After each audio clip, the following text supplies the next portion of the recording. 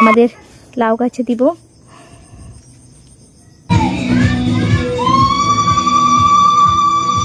রংগুলোতে এখন প্রদীপ দিয়ে দিয়েছি।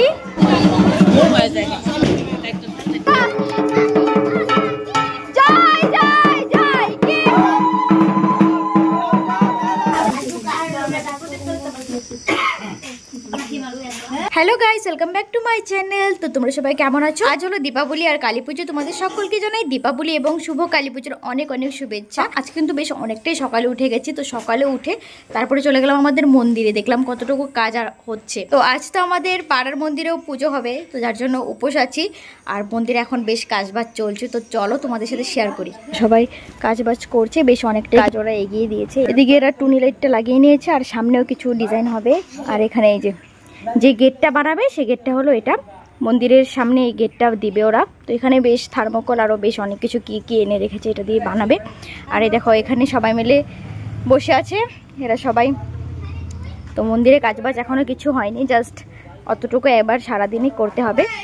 মন্দিরের জন্য এখানে ফুল আনা হয়েছে, দেখো এখানে পুরোপুরি 1 ড্রাম ফুল হয়েছে। আর ওই যে বাচ্চারা সবাই মিলে এনেছে। আর এখানে দেখো বেল পাতা এনেছে। এখন হলো বাড়ি ডেকোরেশন করার সময়। এখানে লাইট টাইট বের করেছি, আর বোন ওদিকে টুনি লাইট গুলো লাগিয়ে দেবে বাড়িতে। ঠাকুর ঘরের সামনে এই যে এইভাবে সাজিয়েছি, আমাদের আর্টিফিশিয়াল ফুল ছিল সেটা দিয়েই।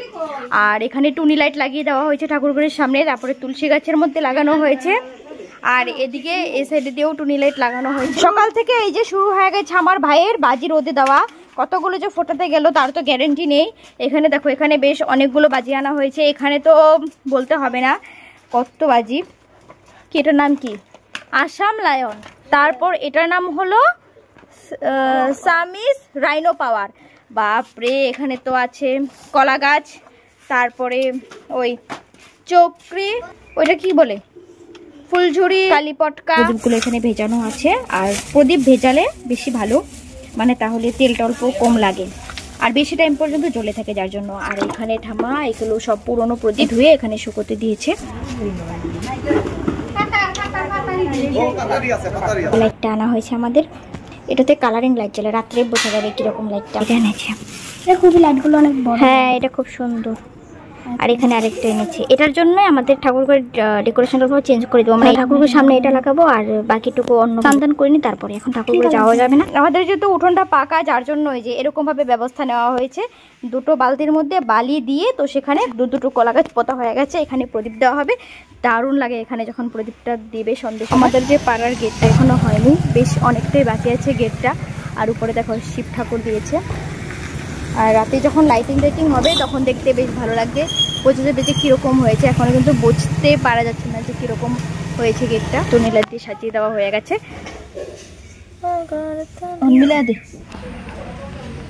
তো গাইস, আমাদের এই যে কলা গাছ কোপা হয়েছে।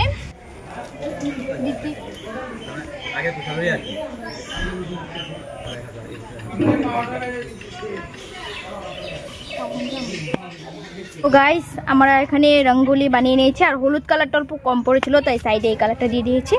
আর থাকবে কতটাই মাপ। আমাদের বাড়ির কলা গাছটা এদিকে, আর এটা হলো পাশের বাড়িরটা। আর পাশের বাড়ির সামনেও এই যে এখানে রঙ্গোলি দিয়ে দিয়েছি। দুটো মিলিয়ে এই যে এরকম লাগছে।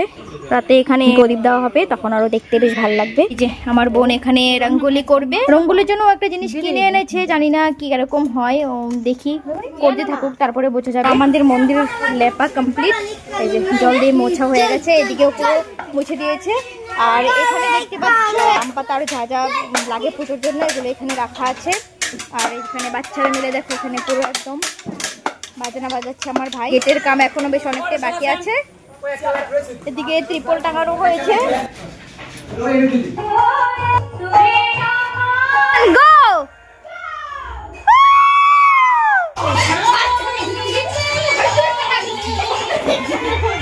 এবার আমাদের প্রত্যেক গাছের গোড়াতে দিতে হবে, যার জন্য চলে এলাম। লাউ গাছে দিব, দিয়ে দিলাম লাউ গাছের গোড়াতে। এই যে এখানে আমাদের আছে একটা বেল গাছ, যে বেল গাছের গোড়াতেও দিয়ে দিয়েছি।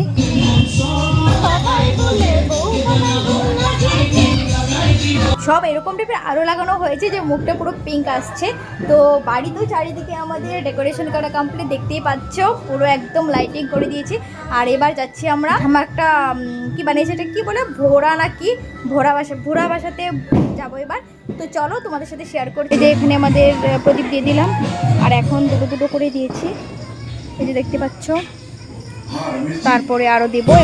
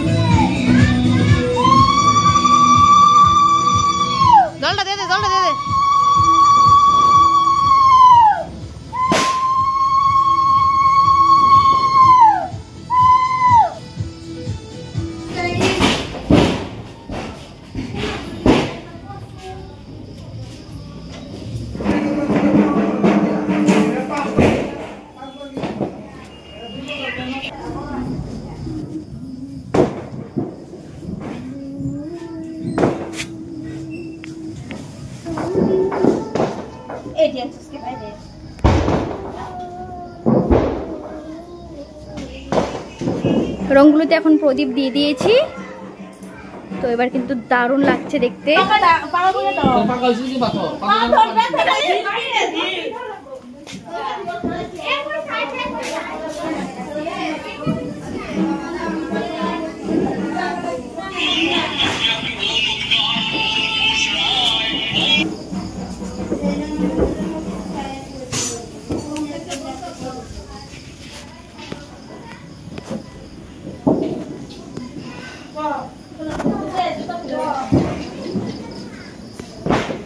ফাইনালি আমার শাড়ি পরা কমপ্লিট।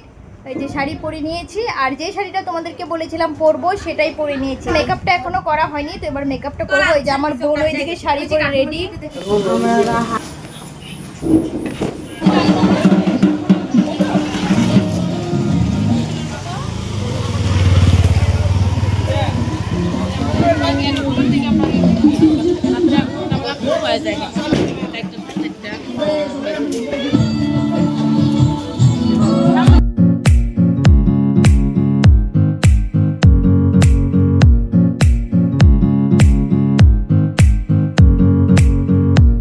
রেডি হয়ে গেছি, তো এই হলো শাড়ি পরা কমপ্লিট। আর এই যে অল্প সিম্পলের মাঝে সেজেছি। পুজো আজকে, বাট মাথাটা দুপুর থেকে এতটা ব্যথা করছে তোমাদের কি বলবো। মাথার ব্যথার জন্য আর কিচ্ছু ভাল লাগছে না। উপোস আছি, না সাজতে ইচ্ছে করছে, বাট তবুও বছরে একটা দিন আসে। শরীর খারাপের দোহাই নিয়ে আজকের দিনটাকে খারাপ করতে চাই না, যার জন্য মাথা ব্যথা করার সত্ত্বেও ভাবছি মাথা ব্যথাটাকে অল্প এড়িয়েই চলছি। মাথার এই যে এই জায়গাটা আমি এক ফোঁটাও নাড়াতে পারছি না, আর মাথা যদি নাড়াচ্ছি তাহলে আরও বেশি ব্যথা করছে। আর এই জায়গাটা পুরো গরম হয়ে গেছে। আর যদি আজকে এমনি নর্মাল দিয়ে থাকতো তাহলে সুন্দর করে মাথার মধ্যে তেল দিতাম, তেল দিয়ে তারপরে বিক্স লাগিয়ে তারপরে শুয়ে থাকতাম। বাট মাথা ব্যথা নিয়ে অল্প সাজুগুজু করেছি, জানি না কীরকম লাগছে, তো তোমরা জানিও কমেন্ট করে।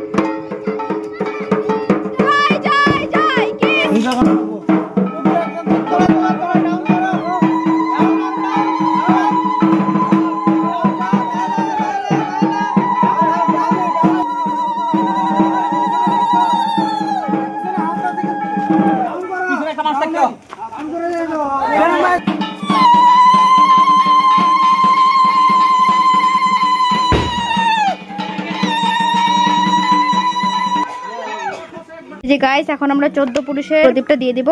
যে ঠাম্মা এখানে রেডি করছে, আর দিতে হবে এই যে এখানে এইটা বানিয়েছে, এটার উপরে দিয়ে দিবে। দেখো আমাদের এত সুন্দর রঙ্গোলি করেছিলাম, রঙ্গোলির উপরে রেখে দিয়েছে।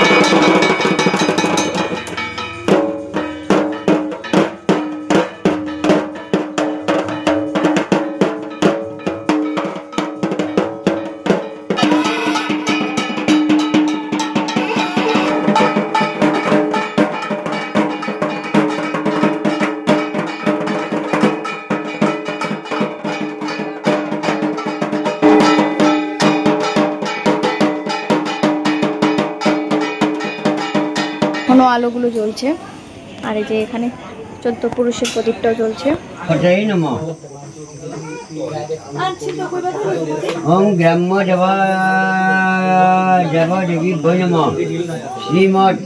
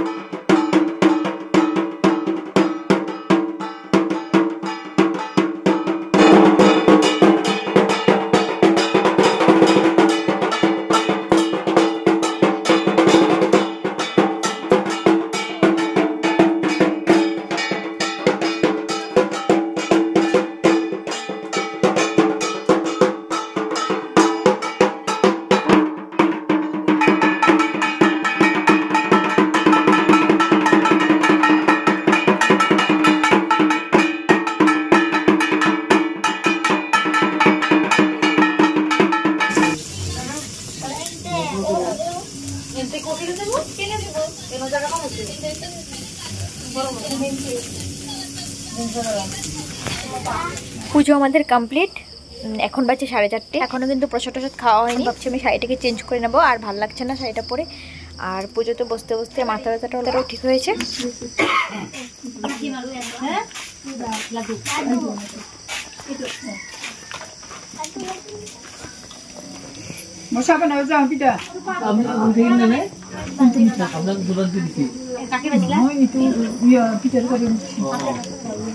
গাইস তোমরা কতটুকু বুঝতে পারছো আমি জানি না, বাট এখন কিন্তু ভোর হয়ে গেছে। আর এখন কটা বাজে তারাও বলছি তোমাদেরকে, 4-5টা বাজে। আর এই যে দেখো আমার মা এখানে উঠোন ঝাড় দিচ্ছে। শিউলি ফুল পড়েছে, আর মা শিউলি ফুল অনেকগুলো তুলে নিল। অল্প আগে আমাদের পুজো শেষ হবে, এখনো খিচুড়ি প্রসাদ খাই। সকাল হয়ে গেছে, যার জন্য ভাবলাম যে আর শুয়ে লাভ নেই এখন। তো এখন বেরিয়ে পড়েছে, আমরা এখন রাস্তা ঘুরছি। তো চলো বেরিয়ে পড়ি। আর এই যে আমার দিদির পিপলের জন্য একটা সুন্দর ফুল, প্লিজ গাইস দিদিকে ফলো করো। পিপল আর অর্জুন যখন গাইস পিপল বেঞ্চ, আমি যখন ব্লগ বানাবো দিদির সাথে কোলাবরেশন করে আমিও ফেমাস হয়ে যাবো। দিদিকে ফেমাস করবো।